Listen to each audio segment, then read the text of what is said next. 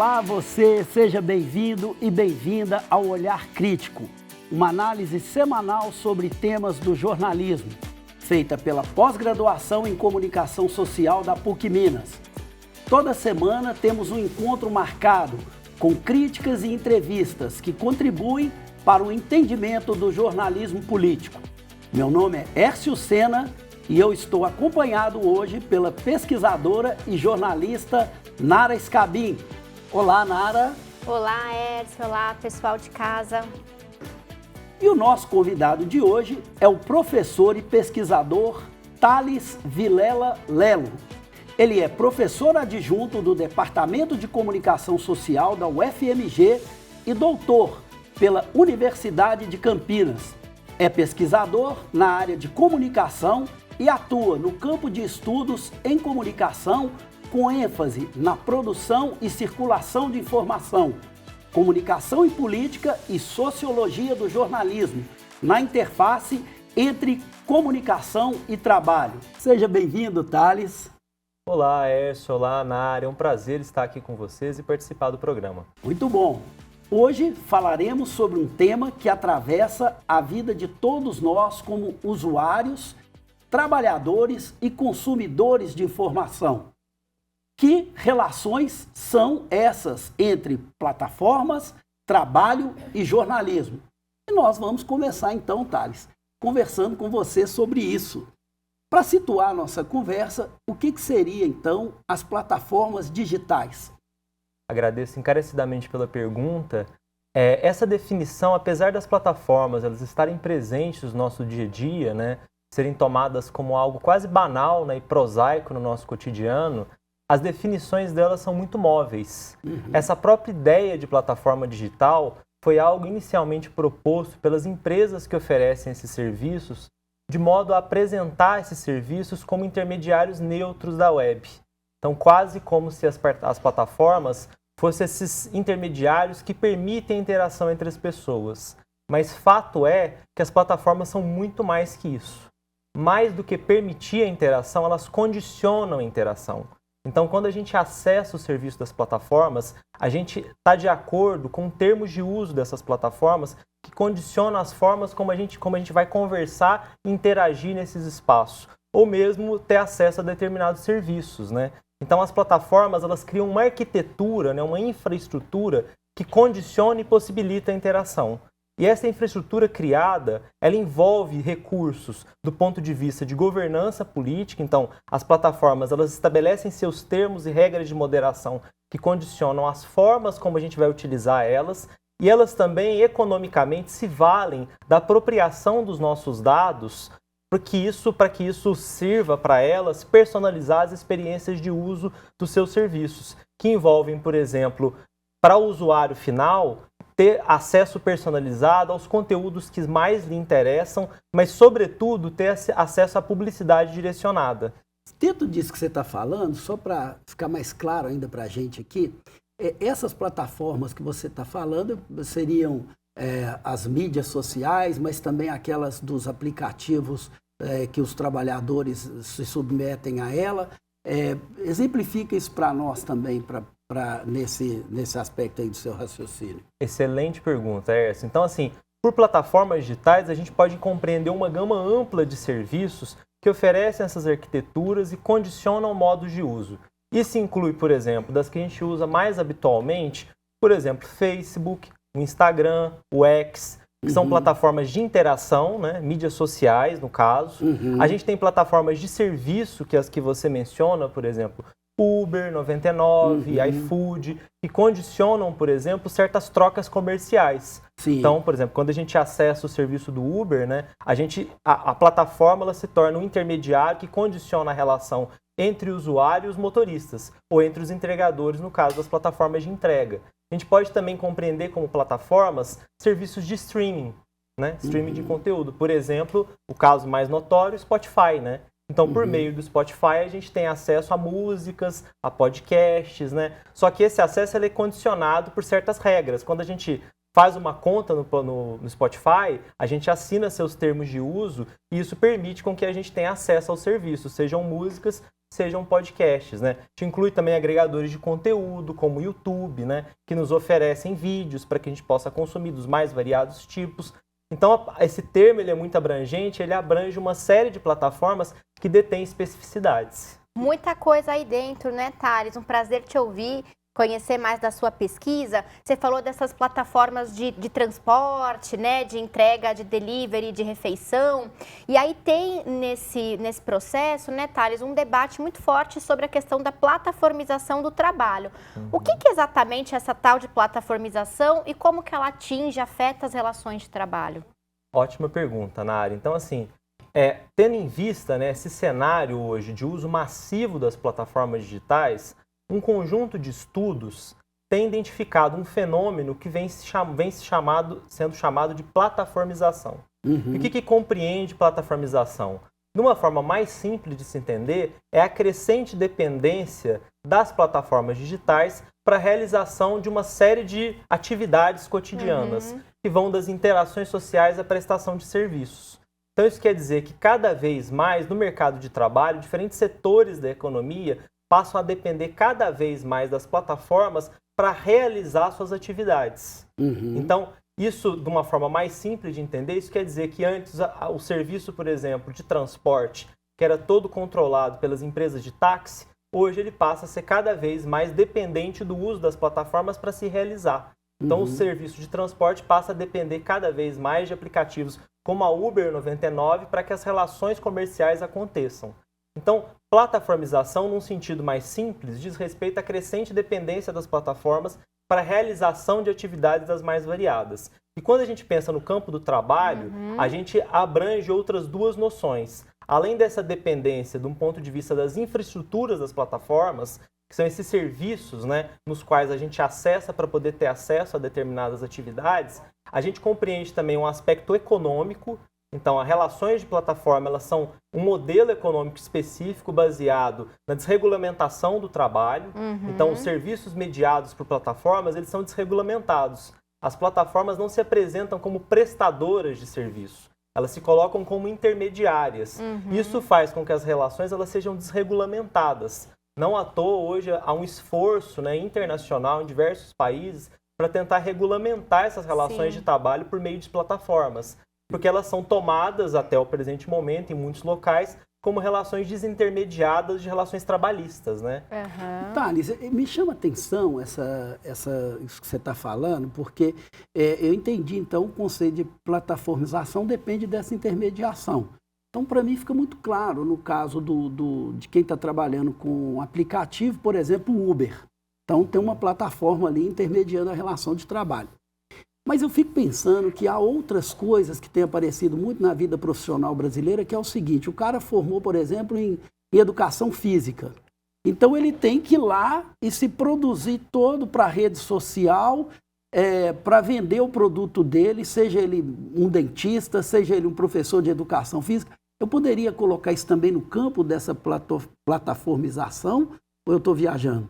De modo algum, de fato, assim, a gente tem um modo mais, quando a gente fala em plataformização do trabalho, a gente tem um modo mais clássico de entender, que diz respeito a esses serviços que passam a ser mediados por plataformas específicas, né? Mas a gente pode pensar nesse processo mais amplo na sociedade, que se dá em diferentes mercados. Que a gente pode pensar no caso que você menciona, por exemplo, de que hoje em diferentes setores da economia, o trabalho de fazer uma apresentação nas plataformas digitais é um ativo importante para que esses mercados possam, por exemplo, se locomover, né? Para que eles possam acontecer.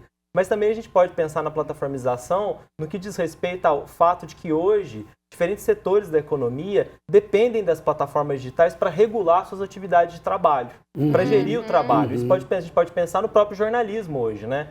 No jornalismo hoje, muitas das redações, as atividades de elaboração de pauta, de coordenação, elas ocorrem via aplicativos de mensageria privada, como o caso do WhatsApp. A gente depende dessas plataformas no dia a dia do trabalho para promover as interações e regular e gerir o trabalho. Então a gente pode pensar na plataformização no sentido mais estrito, por meio dessas plataformas de serviço, no sentido mais amplo, no que diz respeito a uma economia de influência na web, né, que faz com que diferentes setores, né, da economia, trabalhadores autônomos, dependam do uso das plataformas para promover os seus serviços E a gente pode pensar de uma forma mais ampla ainda no que diz respeito ao fato que hoje todos dependemos de mídias sociais e aplicativos de mensagem para poder gerenciar nossas interações no mundo do trabalho.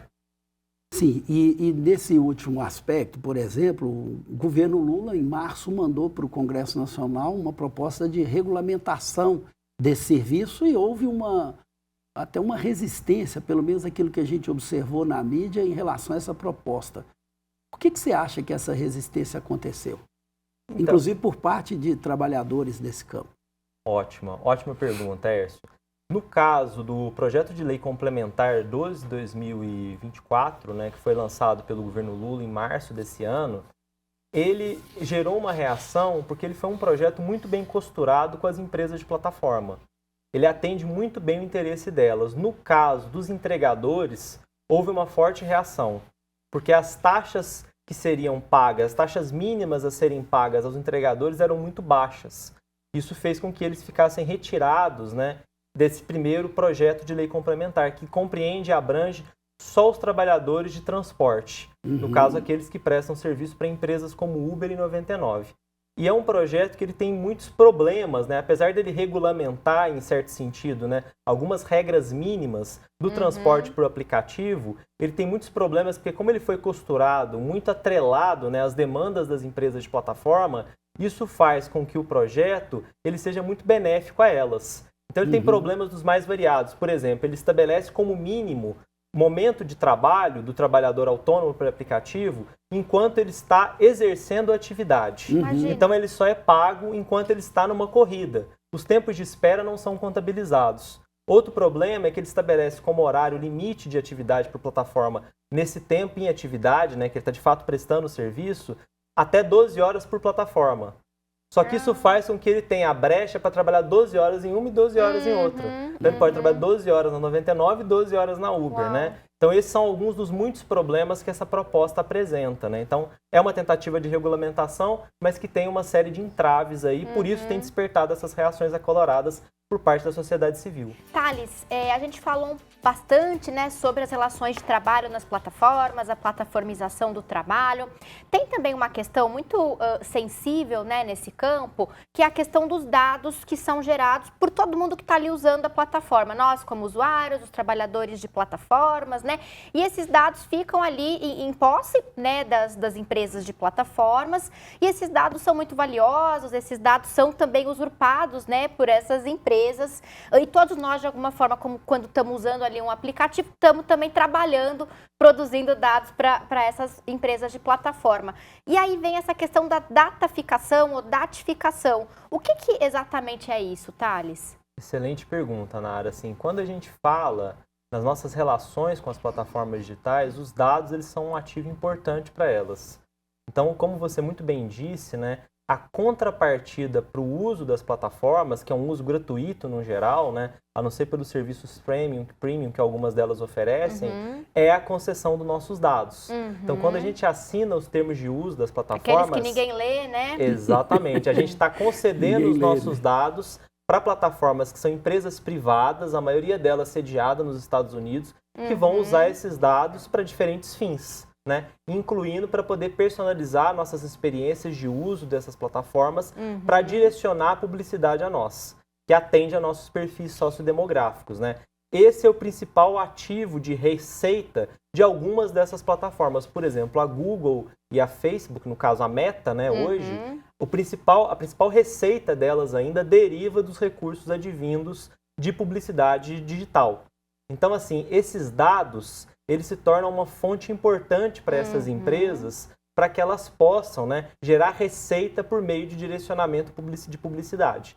Só que a forma como as plataformas capturam os nossos dados são extremamente opacas. A gente não sabe quais dados estão sendo coletados e para quais fins esses dados estão sendo coletados. O que a gente sabe é que os dados estão sendo coletados. Então, quando a gente fala do processo de dataficação, a gente diz respeito ao fato de um processo cada vez mais intenso de coleta massiva de dados e conversão das relações sociais a partir de relações com dados. Porque esses dados são um ativo para essas empresas, eles são um capital para essas empresas. E eles estão controlados na mão de pouquíssimas empresas, a maioria delas sediadas no norte global. Então, isso que a gente, quando fala em dataficação, está se referindo a isso. Sim, e aí essa ideia, né, de dataficação, como é que é o nome mesmo? Dataficação. Datificação. Ela traz, então, um controle que estabelece uma relação também um tanto vantajosa para os países, vamos dizer assim, do norte global, Estados Unidos, as potências mais desenvolvidas, né? A gente estaria, então, diante de uma nova forma de colonização. Como é que você vê esse processo? Ótima pergunta, Hércio. De fato, né, a gente tem um conjunto de estudos mais recentes, né, que vem falando desse processo de um novo colonialismo de dados, assim, que isso representaria uma atualização do colonialismo histórico, né, por países do norte global nos países do sul global. Só que hoje não mais baseada na exploração direta, mas na exploração de dados. Porque essas plataformas, né, as mais diferentes plataformas, se a gente for pegar, por exemplo, o caso das mídias sociais, elas estão presentes no mundo todo. São bilhões de usuários utilizando esses serviços. Só que os dados que estão sendo capturados, eles estão ficando em alguns lugares muito específicos, né? Que são esses países do norte global, né? No caso, Estados Unidos, a China, com o caso do TikTok, né? E a gente não sabe muito bem como esses dados são utilizados. E a captura desses dados envolve novas formas de controle e vigilância das populações. Então, as populações que têm seus dados capturados não sabem como esses dados estão sendo utilizados, mas esses dados podem ser utilizados para monitoramento e vigilância social. Então, isso faz com que a gente possa falar que estamos vivendo, né, alguns autores têm dito isso, que a gente está vivendo uma nova fase da colonização baseada na captura massiva de dados por empresas proprietárias que não oferecem qualquer transparência para os seus usuários sobre como esses dados estão sendo capturados e como estão sendo utilizados, e dão margem a novas formas de monitoramento e controle social. Porque muitos desses serviços que a gente tem acesso, até tecnologias que a gente adquire hoje, que são baseadas em dados, pegar um exemplo bobinho, assim, o caso de robôs aspiradores, né? Quando a gente tem um robô aspirador em casa, esse robô captura dados de mapeamento da nossa casa. E a gente não sabe para onde que esses dados estão indo. A gente assina um termo de serviço, esses dados estão sendo capturados, a gente não sabe muito bem para onde esses dados vão. Então, quando a gente fala em colonialismo de dados, a gente está pensando nessas relações assimétricas, né, entre aqueles que detêm a posse dos dados e aquele que tem os seus dados usurpados. Né? E essa assimetria, me parece, também se dá na forma como as plataformas são regulamentadas ou desregulamentadas no norte e no sul global, não, Thales? Tem diferenças aí nessas regulamentações? Exatamente, isso é uma pergunta muito importante, Nara, porque assim, a gente tem hoje, em âmbito global, né, alguns países têm tentado propor, né, esforços de regulamentação das plataformas para tornar os serviços que elas oferecem mais transparentes para os usuários e também para os governos, né? A gente pensar no caso de uma soberania nacional, porque muitas dessas plataformas, dessas empresas de plataforma hoje, elas detêm mais poder econômico que o PIB de muitos países, né? Então, a regulamentação desse serviço ela é muito importante para garantir mais transparência para os usuários. Só que o que essas plataformas fazem? Como elas geram muita receita, né, por meio dessa exploração de dados, exploração opaca de dados, elas atuam no lobby para poder conter qualquer esforço de regulamentação. E isso recai, né, de uma forma mais forte nos países do sul global.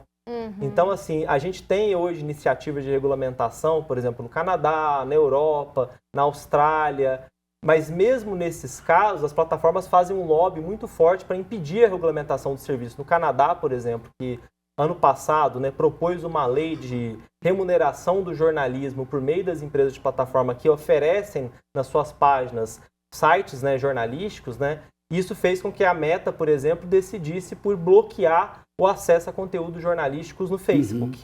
Então, se já é difícil no norte global, no sul global é mais difícil ainda, né? Não à toa aqui no Brasil, o projeto de lei que a gente tinha mais avançado nessa direção, que era o PL 2630/2020, né, de autoria do deputado Orlando Silva, ele caiu agora em abril, né? Ele foi arquivado pelo presidente da Câmara, Arthur Lira, depois de uma disputa, né, entre Elon Musk e Alexandre de Moraes, né? Isso fez com que o PL fosse arquivado e agora a gente não tem no Brasil nenhuma outra proposta de regulamentação das plataformas digitais. Só voltando aqui um pouco nessa questão da colonização, que eu acho que é um assunto bom da gente explorar, como é que você vê? Lá nos anos 60, o Edgar Morin, com a indústria de cinema bombando, ele dizia o seguinte: nós estamos diante de uma segunda colonização, que é a colonização do espírito, a colonização do pensamento, na medida em que as pessoas têm acesso a esses produtos e, de uma certa forma, esses produtos reforçam a ordem social vigente. Nesse sentido, essa forma de colonização que você fala, que é pensada hoje por alguns autores, ainda é mais grave do que essa que o Edgar Morin falava lá nos anos 60?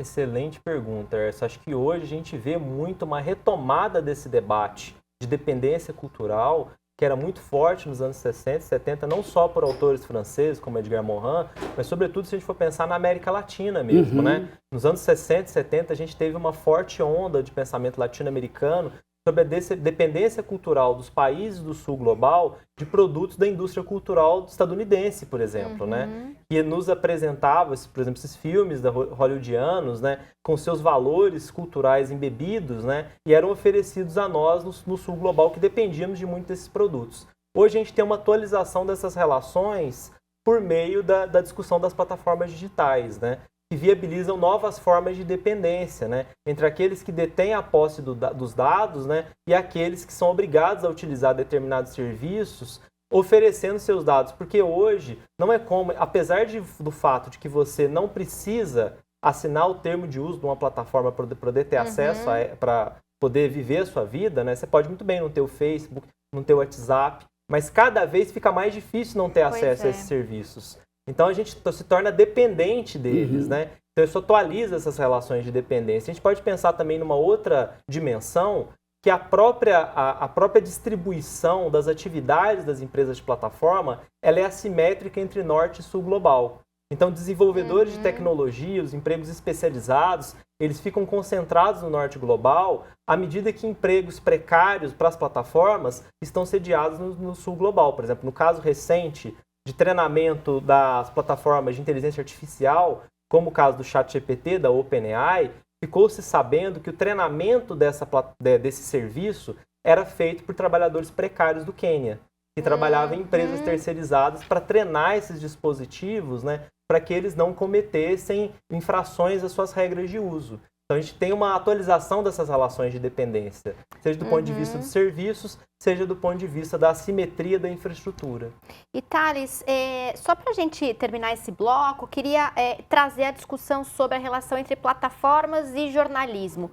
Para a gente começar a falar sobre essa relação, nesse programa a gente fala bastante, né, do jornalismo, das questões críticas em torno do jornalismo. Como que essas plataformas, empresas de plataforma, influenciam o jornalismo que a gente tem hoje? Ótima pergunta, Nara. Assim, eu vou começar a responder essa pergunta pensando num aspecto que é fundamental para o jornalismo comercial, como a gente entende ele, que é a relação que o jornalismo tem com a indústria publicitária. Então, o financiamento histórico do jornalismo, né? A gente tem, claro, modelos públicos, modelos estatais de financiamento do jornalismo, mas o modelo mais convencional, comercial do jornalismo, ele é financiado, né, por meio de uma relação com a indústria publicitária. Então, as empresas de comunicação concedem espaços, né, nos seus produtos, né, comerciais os mais variados, incluindo o jornalismo, para distribuição de anúncios publicitários que geram receita para a imprensa, né? Com o surgimento das plataformas digitais, esse mercado começa a ser quebrado e cindido, na medida que a concentração de receita publicitária sai das mãos do jornalismo convencional e vai para as plataformas, uma vez que sua lógica de funcionamento ela é muito mais personalizada do que o jornalismo permitia. Então isso gera uma quebra na forma de construção da receita do mercado jornalístico, né? E aí isso tem uma série de consequências para o modo como a imprensa se viabiliza, né? Que é algo que eu acho que a gente vai avançar nas próximas questões, imagino. Thales, você mencionou aí, na sua resposta anterior, a questão do projeto, né, de regulação das plataformas. Eu tinha ouvido, inclusive, uma entrevista do Orlando Silva que falou, olha, nós vamos retomar esse projeto, foi em fevereiro, e é o momento dele ser votado agora.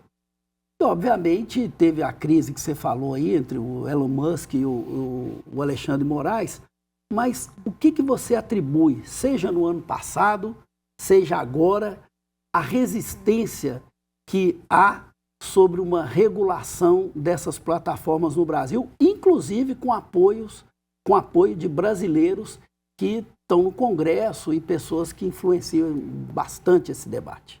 Muito boa a questão, Écio. Permite a gente avançar um pouco nessa discussão sobre o lobby feito pelas plataformas para impedir a regulação dos seus serviços, né? Então, desde que o PL 2630 foi proposto, né, lá em 2020, ele já começou a sofrer muita resistência por parte do lobby das empresas de plataforma. A gente não pode se esquecer, por exemplo, que mais recentemente, né, Telegram e Google, inclusive, começaram a colocar links, né, e divulgar links, né, informando e desinformando sobre o PL 2630 e quais prejuízos ele teria para as plataformas digitais. Então, esse é só um primeiro exemplo. Mas é importante ter em mente, como você mencionou, o parlamento, né, que hoje a gente tem uma bancada no parlamento de mais de 200 deputados que compõem o que a gente chama de frente digital. Essa frente digital é financiada, subsidiada por um instituto que se chama Instituto de Cidadania Digital, e esse instituto ele é capitaneado, né, no seu conselho administrativo por empresas de plataforma. Então, atende os interesses das empresas de plataforma. Então, quando esse PL foi proposto, muito rapidamente ele foi rechaçado, seja diretamente pelas empresas de plataforma por meio desse lobby direto que elas fizeram, né, nas suas próprias páginas e que depois sofreram até decisões judiciais para poder retirar esses conteúdos, mas também esse lobby por meio do parlamento. Então, elas financiam, né, por meio desse Instituto de Cidadania Digital, né, uma iniciativa, né, que se chama Frente Digital, que proíbe e inibe, né, que esses esforços de regulamentação avancem no Congresso. Então, não à toa, né, o projeto, quando foi colocado em urgência para ser votado, foi retirado da urgência e, mais recentemente, ele foi arquivado. Por quê? Porque você tem um lobby forte das plataformas com os congressistas para impedir que essas iniciativas de regulamentação avancem, né? Então, a resposta mais direta é essa, assim, que a gente não conseguiu avançar nessa discussão no Brasil por conta do lobby das plataformas, né, que exercem muito poder econômico, né, até sobre a atividade parlamentar. Quer dizer, as plataformas mais ou menos diretamente desinformam, mas também querem, de alguma maneira, construir uma imagem como patrocinadoras da informação de qualidade. E aí eu queria falar um pouquinho sobre uma questão que você tem pesquisado bastante, né, Thales, que é o financiamento do jornalismo pelas empresas de plataforma. Principalmente no caso do Brasil, a gente vê algumas empresas, algumas mídias, né, que se colocam de alguma forma como independentes ou alternativas, porque estão fora dos arranjos econômicos dos grandes conglomerados de mídia, né, que no caso do Brasil são conglomerados nacionais, como a Folha de São Paulo, Grupo Folha, Grupo Globo, né, Estadão.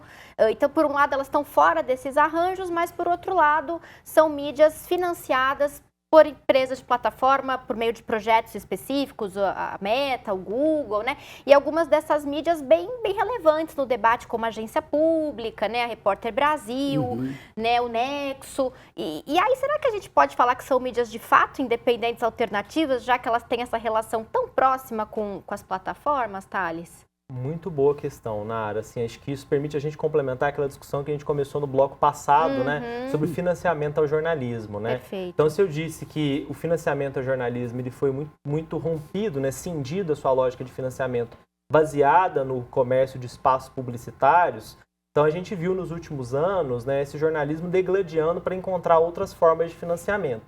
E as empresas de plataforma começaram a exercer uma outra forma de lobby para impedir a regulamentação dos seus serviços por meio do financiamento do jornalismo, que é o que você disse. Então, elas patrocinam iniciativas jornalísticas para se colocarem como aliadas da informação de qualidade, mais recentemente, contrárias à disseminação de desinformação. Então, as empresas de plataforma passaram a financiar o jornalismo, sobretudo em países em que se começaram esforços para regulamentar os seus serviços.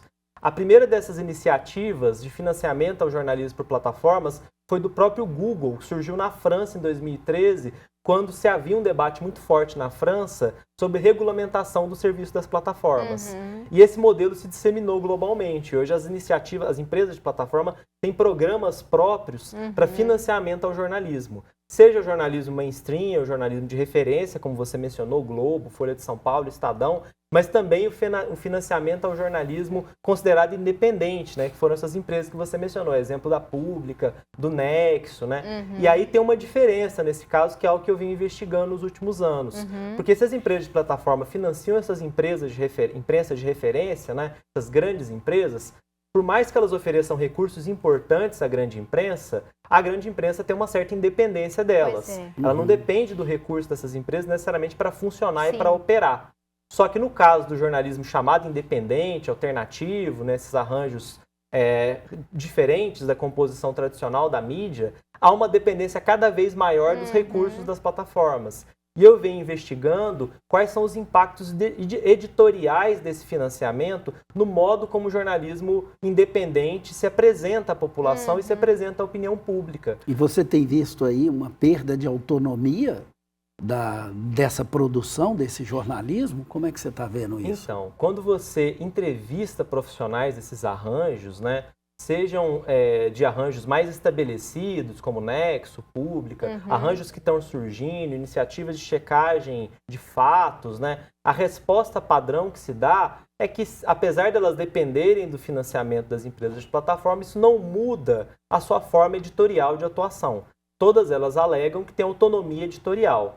Mas fato é que, por elas dependerem cada vez mais do financiamento das plataformas para operarem, para funcionarem, editorialmente elas têm que cada vez mais se orientar aos programas de financiamento que são propostos pelas plataformas. E esses editais, eles não são vagos. Eles têm determinados critérios, eles estabelecem tematicamente o seu horizonte. Por exemplo, hoje tem uma forte presença de editais das plataformas para financiar projetos de inteligência artificial no jornalismo. Só que nem todos esses arranjos independentes têm recursos para desenvolver tecnologia de inteligência artificial.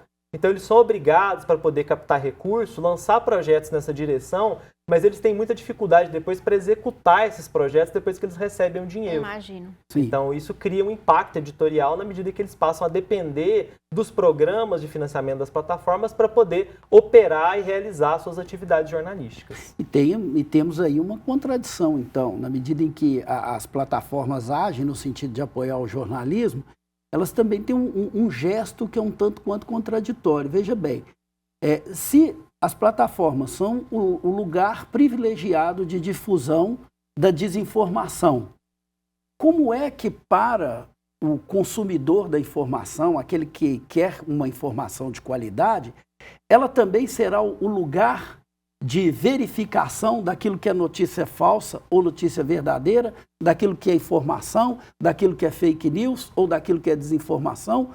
Como é que você vê essa contradição e que conselho você daria para nós consumidores de informação? Como lidar com isso? Ótimas perguntas, mas igualmente difíceis de responder, sobretudo a segunda, assim. Mas, bom, vou tentar responder elas, assim. O que a gente sabe hoje, né, é que as empresas de plataforma, elas lucram com desinformação. Elas lucram com esses conteúdos informativos que eles permitem também a aquisição de dados e o direcionamento de publicidade programática, né? Essa publicidade direcionada por um perfil sociodemográfico que gera lucro para elas. Então elas lucram com desinformação. Mas, ao mesmo tempo, elas se colocam como aliadas do combate à desinformação, por exemplo, financiando iniciativas de checagem de fato, financiando iniciativas e projetos de educação midiática, que é um esforço para elas se apresentarem como aliadas do combate à desinformação. Então, o que elas fazem? Elas financiam esses projetos de checagem de fatos para atuar como moderadores de conteúdo que circula em seus espaços. Então, tem um conteúdo lá desinformativo, sinalizado por algum usuário ou pela própria plataforma, uma iniciativa independente de checagem de fatos vai fazer a sinalização desse conteúdo como desinformativo ou não. Só que a visualização dele é diminuída, mas não a sua publicação é apagada dos espaços das plataformas. Então elas ficam nesse horizonte meio contraditório mesmo, de ao mesmo tempo lucrar muito com a desinformação, com operações de influência, ao mesmo tempo que elas se colocam como aliadas do combate à desinformação. E o que dá para fazer nesse cenário nós enquanto usuários, né? Eu acho que uma lição mais clássica, né, que a gente tem já há muitos anos e que eu acho que continua valendo, é uma educação crítica da mídia. A gente tem um olhar crítico, não só para os meios tradicionais, mas também para o conteúdo que a gente vê circulando nas plataformas digitais. não confiar em tudo que se lê, em tudo que se vê e adicionar a seu modo de experiência das plataformas iniciativas próprias de checagem, né? Isso é um recurso muito importante.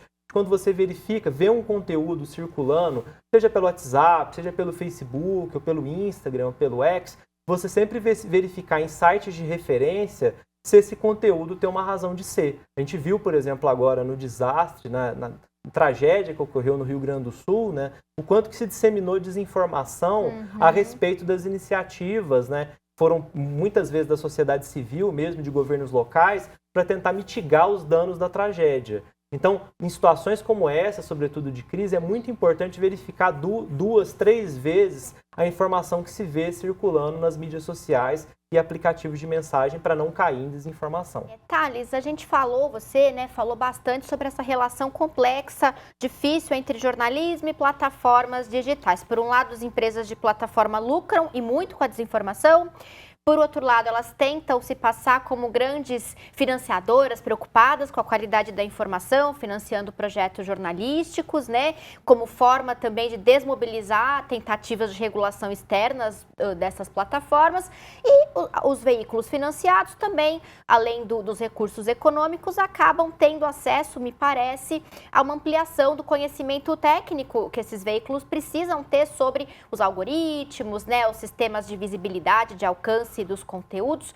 Você vê alguma experiência jornalística fora um pouco, alternativa de fato, que de fato se coloque como resistência a essa relação com as plataformas, ou algum caminho para a gente construir essas relações mais assim, radicais de resistência no campo do jornalismo? É uma excelente pergunta, Nari. Mais uma vez, uma pergunta muito difícil, que é muito bom porque faz a gente pensar, né? O que a gente vê hoje, né, é que as empresas de plataforma, elas têm não só financiado iniciativas jornalísticas, mas elas têm oferecido também treinamento ao jornalismo, aos jornalistas, né? Então, mesmo em iniciativas independentes, a gente vê, por exemplo, a Google e a Meta lançando diversos editais que têm como proposta financiar, né, oferecer treinamento, né, para jornalistas, né, da mídia que a gente chama de mídia independente, né, que trabalha com pautas de direitos civis, como utilizar e otimizar o seu uso das plataformas para poder aumentar o alcance de suas discussões, de suas publicações, seus conteúdos informativos, né? Então a gente vê que até do ponto de vista dos treinamentos oferecidos, as empresas de plataforma cada vez mais têm sido pontos de passagem obrigatórios ao jornalismo para ele conseguir exercer suas atividades e conseguir alcance na esfera pública, na opinião pública, né? Então isso faz com que seja difícil, cada vez mais difícil, a gente pensar em modelos realmente alternativos, né?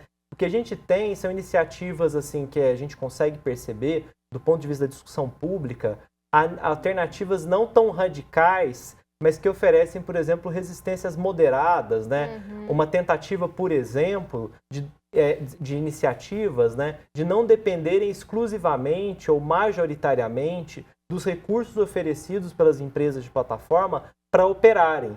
Então, desenvolvem modelos de negócio híbridos que, claro, compreendem os recursos oferecidos por editais das empresas de plataforma, mas também adotam outros modelos de financiamento, como, por exemplo, o sistema de assinaturas, né? Que aí não é intermediado pelas plataformas, é com os próprios leitores, né? E isso permite que essas empresas, para essas iniciativas jornalísticas, tenham um pouco mais de autonomia para operar e desenvolver suas atividades, né? Então, esses modelos híbridos de negócio, eles acabam oferecendo um pouco mais de autonomia, mas isso não é uma panaceia, não é uma solução para o problema do financiamento ao jornalismo, que é um problema crônico que a gente vivencia hoje, seja pelos grandes conglomerados, seja pelas iniciativas independentes, assim. Então, acaba que minha resposta é muito mais agridoce do que eu gostaria. Você comentou aí que as empresas de plataforma lucram com a desinformação. E, além desse fato, você teria outro que corrobora com a ideia, né? E mostra por que os grupos de extrema-direita são mais bem-sucedidos com o uso das plataformas de uma maneira geral, do que os grupos, digamos, democráticos, de luta pelos direitos civis.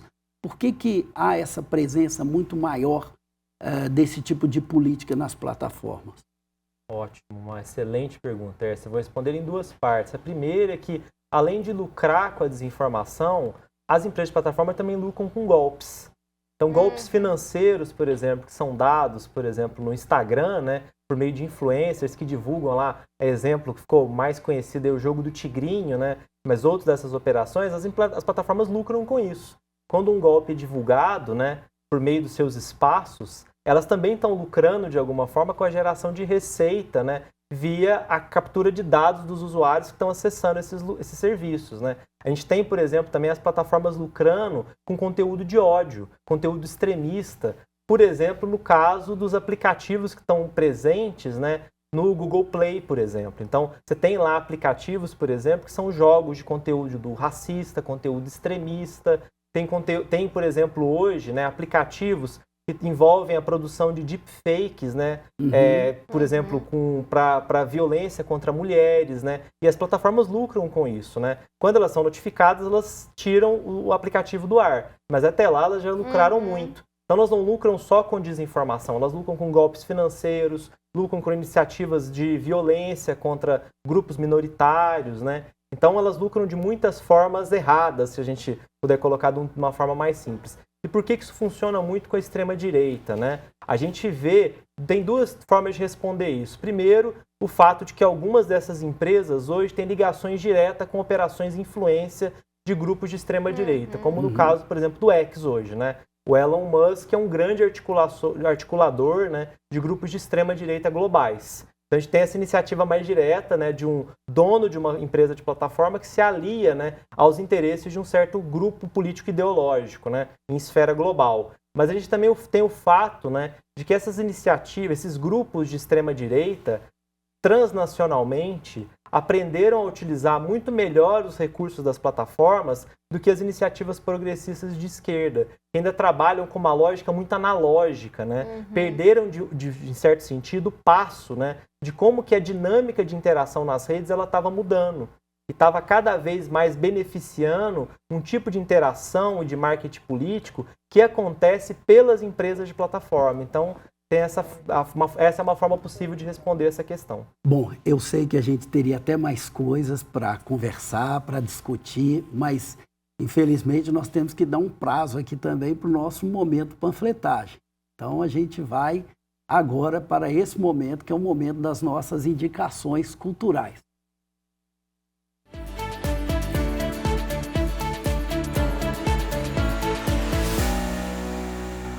Bom, esse momento panfletagem de hoje, eu começo com a minha indicação. Quero indicar hoje um livro chamado O Caliban e a Bruxa, Mulheres, Corpo e Acumulação Primitiva, da autora Silvia Federici, uma italiana, da editora Elefante, né? Esse livro é super interessante, eu diria que é o livro do ano que eu acabei de ler, né? Me sensibilizou muito. Ele tem muitas coisas e qualquer coisa que eu fale dele aqui vai ser redutor para apresentar o livro. Mas, na minha concepção, esse livro traz 3 grandes contribuições que para mim foram fundamentais. Ele discute, ele acrescenta a visão marxista sobre a transição entre o feudalismo e o capitalismo. Ele traz uma contribuição fundamental ao se pensar a questão da invisibilidade do trabalho da mulher nesse processo como uma fonte fundamental de acumulação capitalista. E ele faz um tensionamento, que eu também acho muito interessante, com os autores iluministas, mostrando que a punição dessas mulheres, né, acusadas de bruxaria, não é um fenômeno da Idade Média, como se tentou afirmar, mas é um momento fundamental da própria afirmação da era moderna e da acumulação capitalista. Eu acho que é um livro fundamental para quem quer entender melhor essas relações, né? E bastante provocativo. Então fica aí a minha indicação para o espectador e também para vocês desse livro da Silvia Federici. Nara?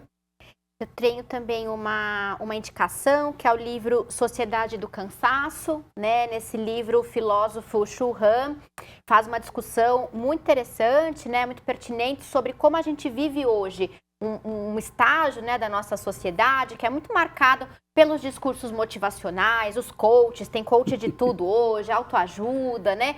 Que são discursos que nos levam a exigir muito de nós, né? A ter uma cobrança, uma autovigilância em termos de produtividade, de performance, né? Que leva também a uma série de adoecimentos, né? De doenças psíquicas, depressão, né? Índices aí altíssimos de pessoas sofrendo, né? Com sofrimento mental, psicológico muito alto, né? E acho que é uma leitura importante para a gente pensar também o papel que as plataformas, né, digitais têm na construção da sociedade do cansaço.